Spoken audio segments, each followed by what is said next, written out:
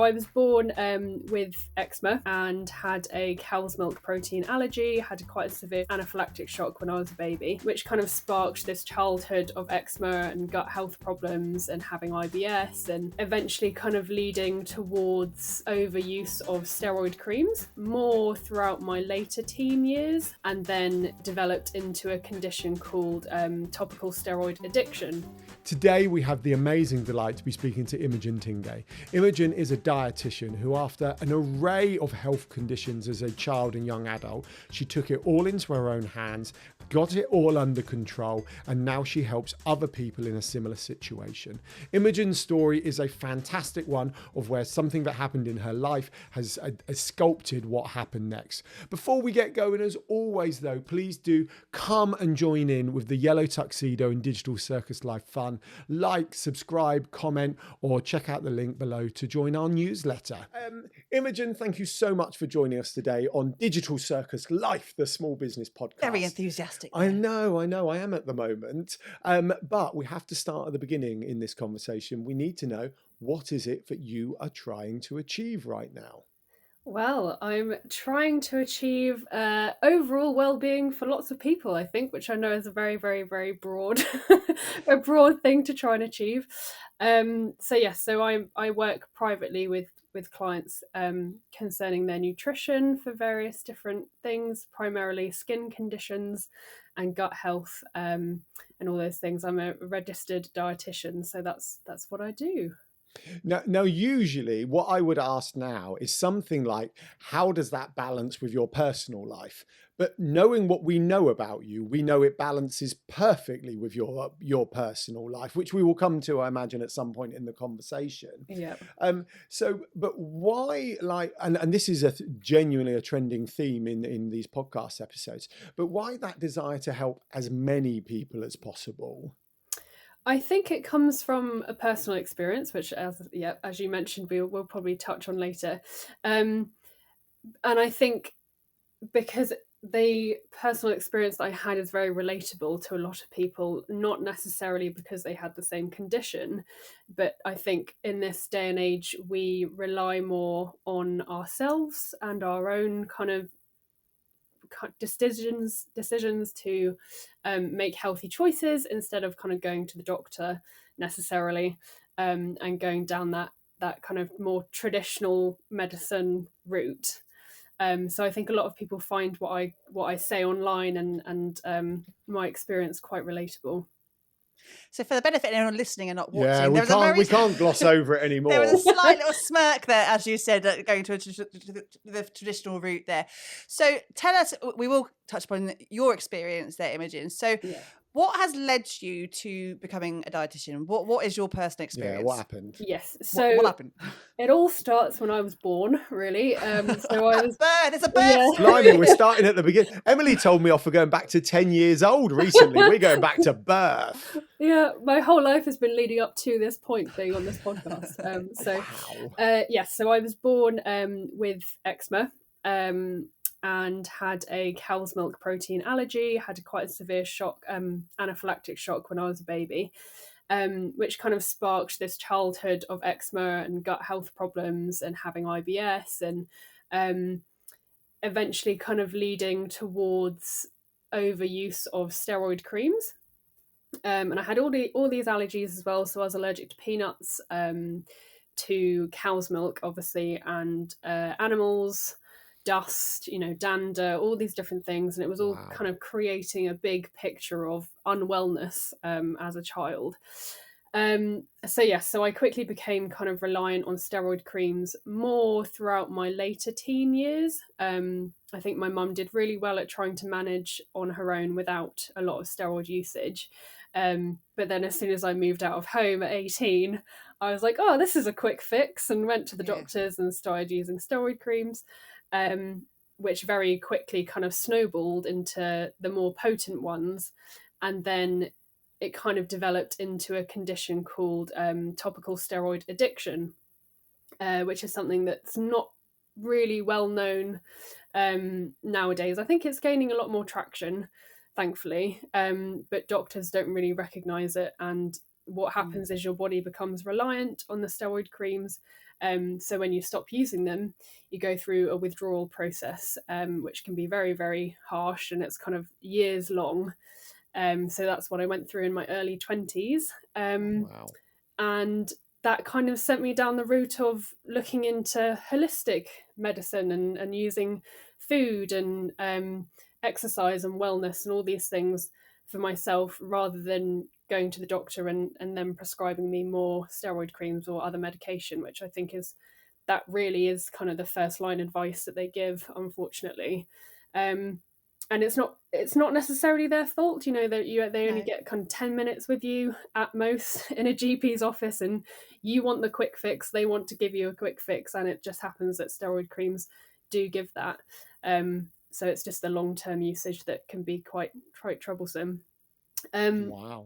But yeah, so I kind of went down the route of wellness, and then I was made redundant from my job that I was doing, and so I thought, well, this is actually the perfect opportunity to kind of use my newfound knowledge and passion for good use. So I went back to college for a year, and then I went to university for 4 years and studied to be a registered dietitian. And now so I set up my private business before I'd even graduated, and went straight into it. So yeah. And was going private as owning your own business always the plan in terms of that? Because a lot of people would qualify and then go and work for someone like the NHS or another organisation. Did you always want to work for yourself? Yes, yeah, that's really been the ultimate goal, really, the end goal. I do work for the NHS as well, so I am a paediatric dietitian. Obviously, I need a stable income as well, so yeah, but really the passion is to work privately, and to have that kind of work-life balance and have more time with clients as well. We all know the NHS waiting lists are huge, so this just enables me to give clients the support that they need, really. This is unbelievable, isn't it? And there's so much we could go for. So you don't want to go to the doctor. If you do want to go, well, but why do you not want to go is another question in there. When you do go, it's a nightmare to get in. And when you get in, and like I say, this is no reflection on the individuals. This definitely feels like more of a system issue than a person issue. And then when you do get in, they've only got 10 minutes and you want a diagnosis because you've been waiting weeks to get in after waiting weeks to decide whether you want to get in. And then they're giving you an answer. And then we've got this kind of other challenge, I think, that happens at the moment of living in a more connected world where knowledge is more freely available, which has its amazing kind of side, but also has the challenging side of kind of self-diagnosis, which then also leads into this. And my head's about to explode basically on this one. The thing that resonates with, for us, and that's not in a skin condition route, but our daughter has been seriously ill over the last few years, and exactly that, which every time she has a flare-up or an episode with her condition, the doctor's first line is, let's increase the dosage of her medication. And it's really hard to get, because you understand that the medication does so much for that particular condition, but actually there has to be other things that could be at play there. And exactly what you're saying there in terms of skincare there, or skin conditions there, it's not just the drugs, because the drugs are actually, as you've just said, causing half of the issue. They're prescribing that, but not knowing about the long-term side effects of what that could be. But yeah, your health, your diet, your sleep, your water intake, all of that has to come into play. Yeah. Right. So I've got two questions, Imogen. One's a bit flippant, facetious, a bit like Alan, and the next one's a bit more serious. Okay. So the first question is, with all of that going on as a child, all of those allergies, what could you do? Were you one of those kids in the all-in-one romper suit with a mask on when they went outside? Nothing wrong with that, but just you've got an image now, haven't you? Yeah, I've got an image. So that's my first question. What could you do as a childhood? And my second question is, you said you kind of looked towards the more holistic stuff and diet and everything else. How has that worked for you? I don't know. So if we could go with the stupid question first and then the serious one, please. Yeah, well, I luckily or unluckily, I don't know, I'm very stubborn, and I fell in love with animals as soon as I saw them. So although I kind of blew up facially with hives and itchy and all this when I was near them, I still begged to go to Bockett's farm every weekend or to have a puppy and all this stuff. So I'd surrounded myself with the things that I shouldn't. And sorry, before we move on, so there's that thing, isn't there? I don't. You'll know the technical stuff. Apologies, but like if you've got a peanut allergy, you slowly introduce peanut, and it can kind of solve the allergy. Did the exposure to the animals kind of change anything with you? Did it, or did you just have the full-on allergy? So every time you saw them, you blew up. I'm seeing a big red face. No, I know. I'm trying not to have like a kind of comedy swollen anaphylactic lips. You know, Hollywood's got a lot to answer for here. Yes, well, that's the thing. There are different types of allergy. So with the peanuts and things, it was more severe when I was younger. But as you said, the kind of the guidance nowadays is to introduce them slowly, keep on trying, and eventually what's common is a lot of children, because their immune system strengthens, they react less to the allergen. So that's what happened with me with peanuts and cow's milk protein as well.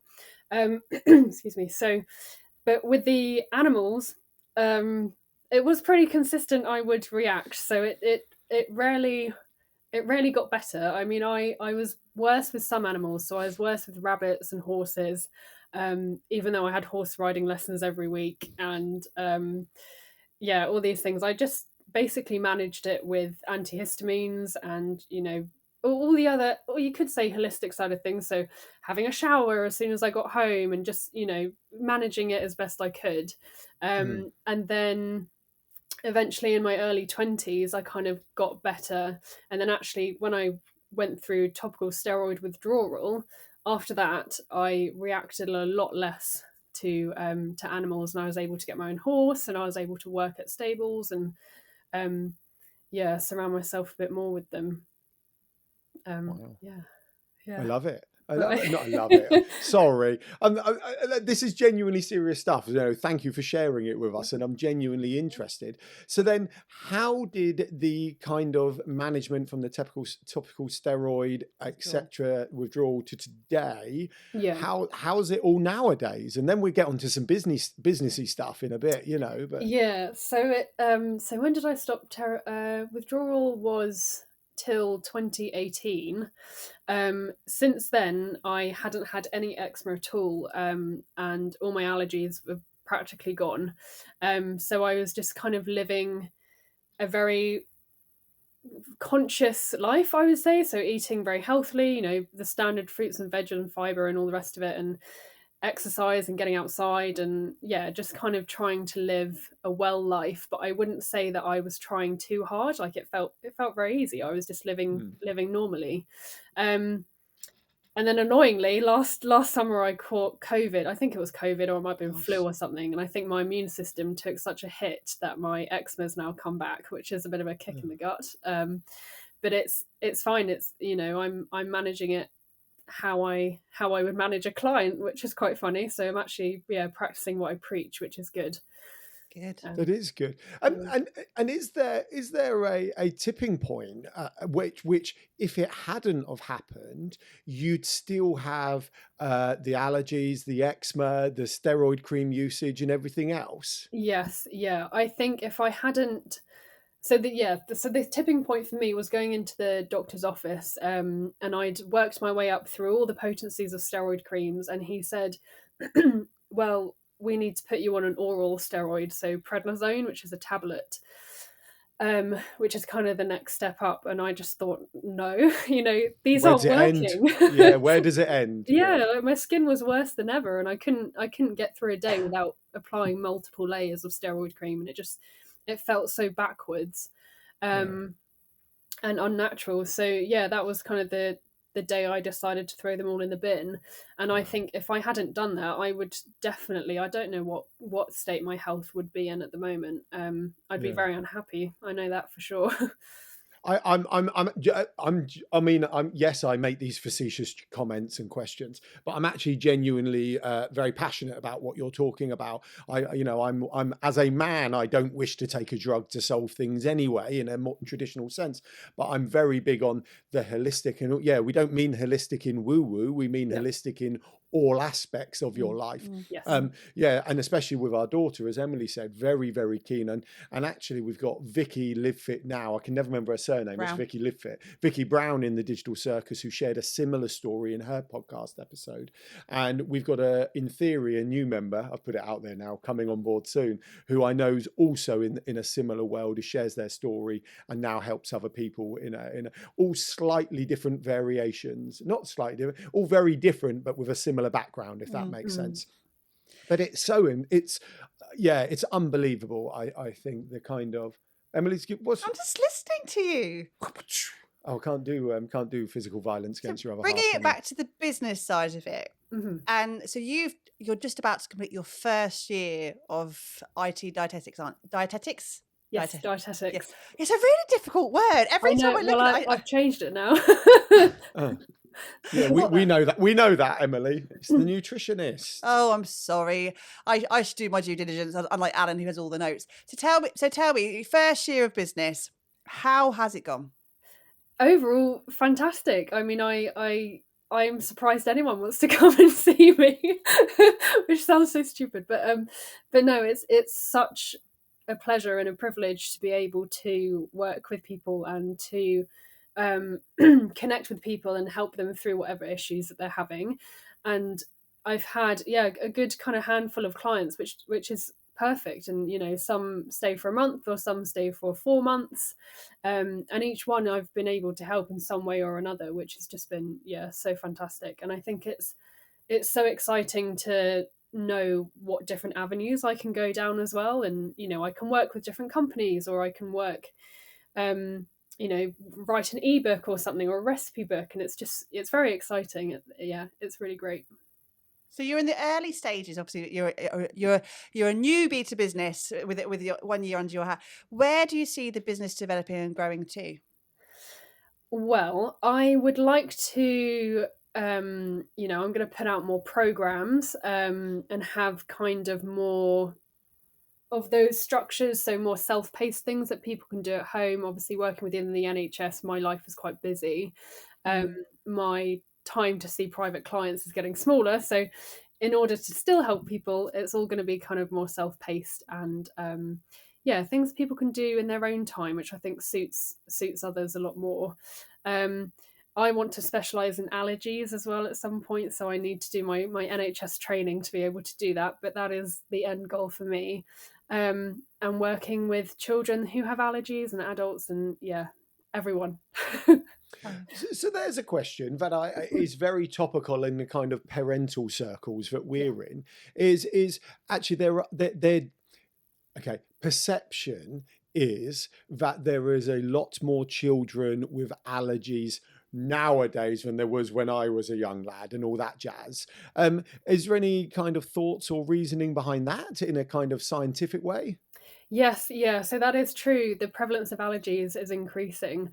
There are a number of theories, I think, about why this could happen. So obviously COVID is a big factor, just in terms of people staying inside, so we're not kind of exposed to the outdoors as much. I think that's a general thing that's happening nowadays anyway with kids. I think kids aren't going outdoors as much as they were, so they're not being exposed to things like pollen and just other allergens in the air as much that would kind of build up a tolerance over time. And I think generally the way that we're eating, the way that we're living, we're kind of more sedentary, we're not doing as much exercise, and I think kids are probably eating worse nowadays than they ever have. We've got quite a big obesity problem in this country, and it all paints a picture of health. And allergies are because of an immune reaction, so if our immune system is poor, we're more likely to react to things. So it's just a couple of theories on that, but it's definitely increasing, unfortunately. Go on. That's two in a studio together. We both have so many things to ask about. So, Mike, I'm curious to going back to that kind of little bit of friction there between the doctor route versus dietitian route and general awareness, I suppose, because not everyone would be aware of those other opportunities and other avenues to go down there. with your business and yourself as a platform, because what you're clearly doing in abundance and doing so well is that you are an advocate for this methodology, because you've been there and done that, and you are living The proof in the pudding. It is proof in the pudding that it clearly works. Yeah. How do you see your? I use social media. I love following you on social media. I was just following you before we literally hit record on today. How can you see that social platform there being allowing you that voice to spread the word a bit more? Yes, yeah. So I think more people are turning towards social media now, aren't they, for their kind of their health advice and things like that, because it's there right in front of you. You don't have to wait for a doctor's appointment and things. But for registered dietitians specifically, although we're obviously tied into the NHS and we have to abide by the rules, so we always promote advice that has been proven or has a lot of scientific backup behind it. So if you are looking for your nutrition advice online, always try and follow a registered dietitian or a registered nutritionist as well, because they're going to be kind of giving you the proper advice. And there's so many different fads online that I see every single day, and people pushing a lot of agendas too. Yeah. So yeah, I think it's important to find someone who aligns with what you believe and how you want to live your life and eat and all these things, but just be wary of people that might be pushing an opinion rather than a fact, I think. I think that's really important, because I love TikTok. Like it's probably my go-to platform for my own personal consumption. That's what he watches before bed.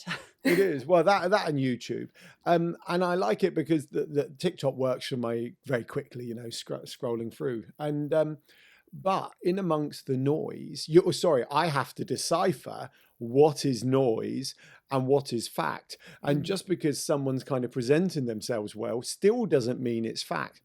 And you can see where social media can get a bad name, because it's not kind of audited or checked off before it's released. But also, it is also an amazing access to some fantastic, look at the stuff you put out, amazing stuff that, you can have access to if you're finding the right people. So if anything, is a reminder to do your due diligence, isn't it? Do your due diligence and fact check always. I agree. So do you see yourself as that kind of that? I hate using personal brand here, but because of you have had that life experience, are you quite comfortable putting yourself front and center with that in the business? It comes and goes, I think. Sometimes although I've been told I come across very well in videos that I record, there are about 12 bloopers that haven't been uploaded, obviously. So I think it's important for me to do that and to put my face out there, because my whole experience has been about skin, and I think it makes me more relatable as well, obviously, and especially because I'll be working with clients. They want to know who they're talking to.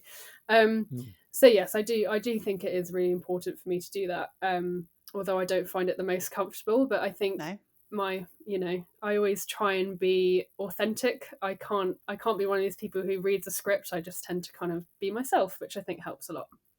So you can do, really, isn't it, in today's world? Just be yourself, and it can go a long way. But it's also, I appreciate at the moment you've got clear skin at the moment anyway, but to be able to put yourself on camera when you're not feeling your best, or when you are having a bit of a dip in your health there, to be able to do that and be on camera and other people might be feeling the same, that's a massive confidence thing to show other people that it's still okay and that we're all going through things as well. I think, Sorry. No, apologies. I didn't wish to interrupt. Carry on. No, sorry. I think it has been really difficult to have a first eczema flare-up that I've had in about 6 or 7 years, especially because I work with eczema clients. So they're looking for someone who they know is going to make their skin better and help them manage their skin condition. So in my opinion, I felt, well, they're all going to think I'm rubbish and throw me in the bin, and and that's going to be it now. I'm not going to have any clients. But actually, the response I've had from sharing that I too struggle as well, the response I've had has been really supportive, really positive, and again, as you said, it's kind of making me more relatable to people. Absolutely. And again, eczema is unfortunately one of these conditions that has no cure. It's something that kind of, there are so many factors that can trigger it and that kind of contribute towards it, that it's kind of obvious that it's going to flare up at some point again.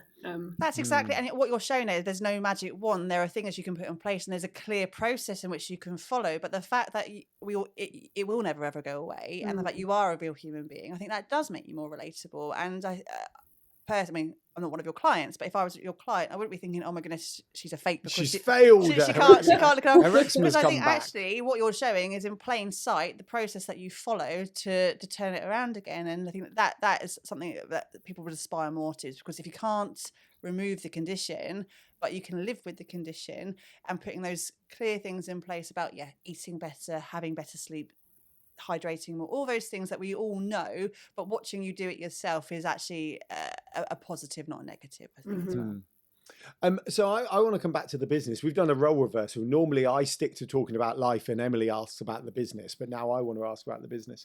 So you currently work for the NHS. You've said that's very full on. We get that. It's the NHS, right? We've had more than enough time there. We always say we don't have sick kids, but we're always in hospital. So they're never ill, but we're always in hospital.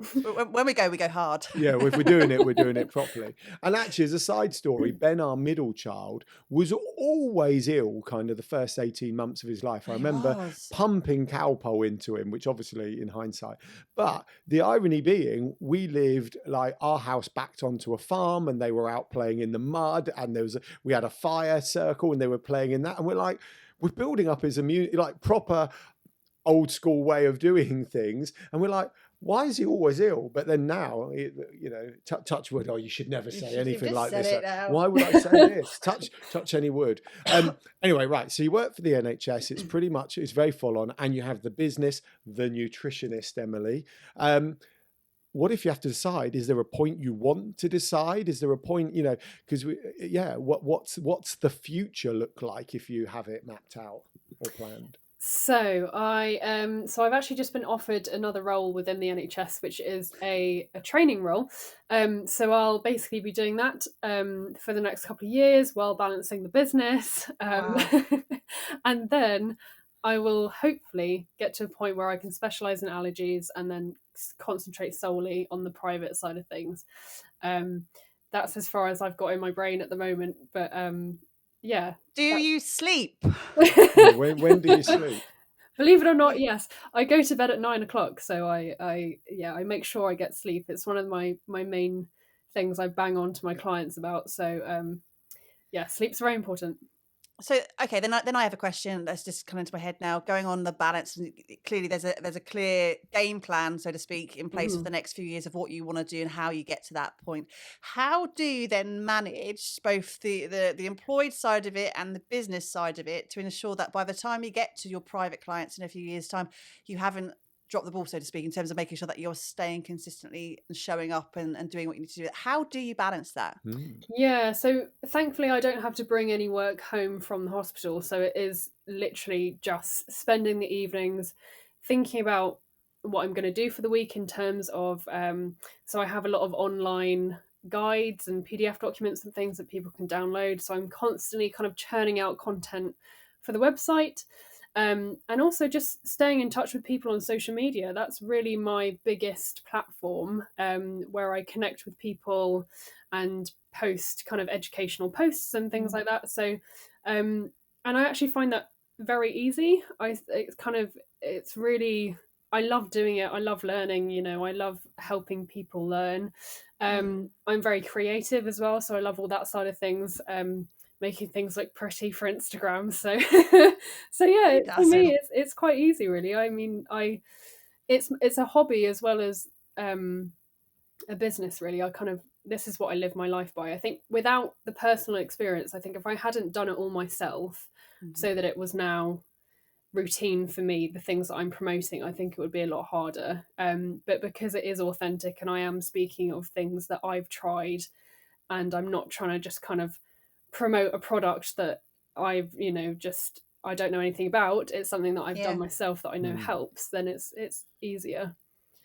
Do you think, had you not gone through this, I mean, it's by the by because you did go through it all. Well, it is what it is. It is what it is. If this hadn't been your path in life with your own condition, what do you think you'd be doing now? Oh, I don't know really. I think because I was made redundant. What was that job in before? No, don't mention them. Never mention them. Merchandising. So I worked for that's okay. Snow and Rock ski wear company. I was in Snow and Rock at the weekend. Sorry? I was in Snow and Rock at the weekend. Oh, were you? Oh, yeah. I used to work in their head office when it was in Guildford, and then they shut down the head office and moved it to the Cotswolds. Well, they got bought out by Cotswolds, didn't they? So Cotswolds is based in Right, boring story alert. Yeah, but I've got Cotswold stories. Outdoor stuff is actually my life and passion. Anyway, merchandising. Merchandising. So if you'd stayed in merchandising, do you think you'd be loving that still? No, not at all. I think I kind of fell into it, to be honest. It was a temporary role. So I worked in veterinary surgeries. I was training to be a vet nurse, and I worked in various farms. So it was all animals until I love animals. That. Snow and Rock merchandising. I can't touch animals without getting really, really sick. But I'm going to work in a vet surgery and I'm going to work on a farm. I love that. Brilliant. Yeah. And then that's when it all hit the fan, and my skin kind of erupted, so I had to stop. So I had to listen to my body at that point. Wow. Well, look, what a story. Before we get to our final question, I'd just like to share a sleep story. So genuinely, I'm on board with everything you say and everything else. She's like, I know. Well, no, I didn't know what else to say. Thank you is what I meant to say, I guess. Last night, I slept, are you ready for this? For the first time in however many years, because we have 3 children, stresses from a business. I'm a middle-aged chap who may need to get out of bed frequently in the night. Last night, I slept for 7 hours solidly without waking up or getting out of bed once. A round of applause. I genuinely don't know when that last happened. Like over a decade, well over a decade, right? And how do you feel for it today, darling? Well, I feel amazing. I think I'm on. I think I'm 100%. And interesting, got a guy I know, Andrea, who once talked about what is it? The euphoria that can come from normality, right? Basically, when your body hits regular normal, because you spend so much time down here, actually it can promote a feeling of amazingness and euphoria. and I kind of feel a bit like that today. I think I could take on the world because I had 7 hours solid sleep. Before you get to the final question, that's just prompted another question in my head. And I appreciate everything that you teach and you work with your clients and what you impart in your own system as well. Has there been one standout thing, one change that you have made in your life that has made the most dramatic impact on your eczema? I think for me, and this is a very personal thing, so it's not something that everyone should do, but I broke up with my horrible boyfriend at the time. And I moved back in with my mum, which should have been more stressful, but no, it was really good. So that was kind of removing myself from a very toxic environment. And I think the reduction in stress levels was just so huge that it really was kind of the change that I needed, really. Wow. Everyone break up with your horrible boyfriend. Yeah, you men are all bastards. I just said and girlfriends. Oh, well, I was just joining it, and girlfriends. And if you can't say boyfriends and girlfriends, and then not factor other and anyone else, whatever you identify as. Right. Imogen, do you know what, though? That comes under the holistic thing, doesn't it? Like, that's still absolutely on board with all of that. Yeah. Right. On that note, we are going to wrap up with the final question. Yours, I feel, may be very different to many others we've asked this. But if you could go back to your younger self, horrible boyfriend, I know, and say one thing to them, what would you say? You know, a little arm around the shoulder. He's a dick. Don't go there. No, stop bad language. I said a bad word. You don't get to say bad words now. We do no bad words.